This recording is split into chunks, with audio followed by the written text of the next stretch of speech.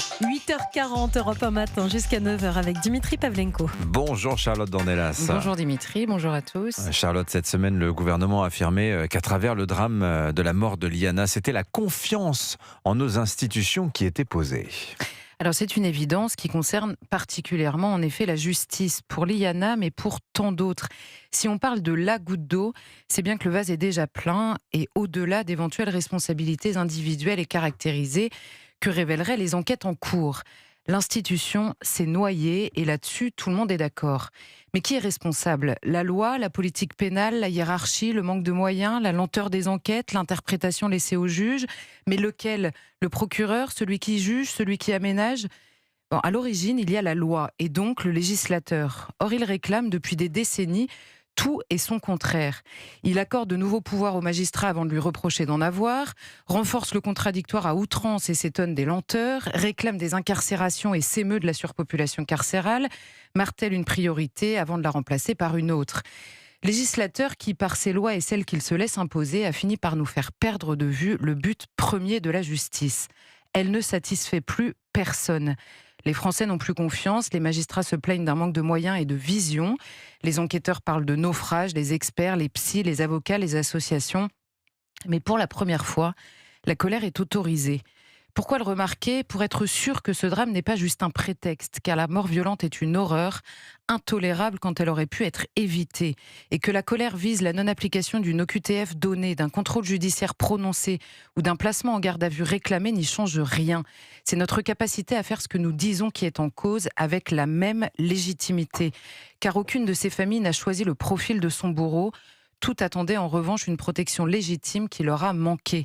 Notre remise en cause doit tous les considérer ou alors la confiance va vraiment disparaître et la justice s'imposer autrement. Mais cette fois-ci, le gouvernement se veut force de propositions multiples. Est-ce que ça n'est pas une bonne nouvelle ? Il ne s'agit pas de tel ou tel, mais du réflexe d'annonce erratique et infaisable. Dernier exemple en date, la proposition visant à raccourcir les délais d'enquête. Mais par quels moyens ? Des milliers d'enquêteurs tombés du ciel, une procédure drastiquement simplifiée par l'opération du Saint-Esprit, un abandon assumé de la moitié des plaintes, on ne sait pas. Mais pire encore, dans la foulée, le chef du gouvernement annonce un décret réclamant désormais que le magistrat motive un classement sans suite en matière d'infraction sexuelle sur mineurs. Pourquoi pas ? Mais il faut assumer en entier, à moyens humains constants, le temps passé à rédiger cette motivation n'aidera pas exactement à raccourcir les délais d'enquête. Alors que choisit-on entre les deux ? La priorité absolue sur ces affaires, pourquoi pas ? Mais au détriment de quels autres ? Si ça n'est pas défini, il faudra encore une fois assumer jusqu'au bout. Et que dira-t-on à la mère d'un mort par overdose, au fils d'une femme tuée après un refus d'obtempérer dans un rodéo urbain en marge d'une rave party, pendant une émeute, à la victime d'un homejacking ? Assumerons-nous que ce n'était plus prioritaire ? Mais à vous entendre, on ne pourrait donc rien faire, Charlotte ? Si, mais il nous faut pour cela réussir à penser les priorités de notre société et ici de notre justice. À quoi doit-elle servir ?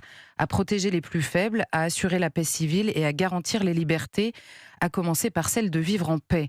Donc plutôt que d'augmenter des peines déjà non appliquées, d'ajouter des infractions à celles qu'on ne poursuit plus, de créer des normes pénales incessantes ou de réduire la prescription comme si nous avions les moyens de nos ambitions, peut-être pourrions-nous définir de vraies priorités, exiger l'essentiel et n'exiger que lui.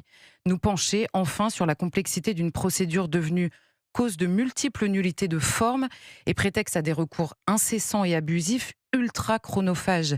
Abandonner la politique du chiffre aussi et la suradministration des professionnels. Finalement, rendre l'enquêteur et le magistrat à leur cœur de métier. Et là, nous serions beaucoup plus légitimes encore à exiger le contrôle et la sanction. Nous gagnerions par ailleurs du temps et donc des moyens. Il faut pour cela du courage et malheureusement désormais un peu de patience. Mais ne sommes-nous pas tous d'accord pour une fois pour dire que le calvaire de Liana nous oblige ? Absolument. Signature Europe 1. Charlotte Dornelas, merci beaucoup, Charlotte.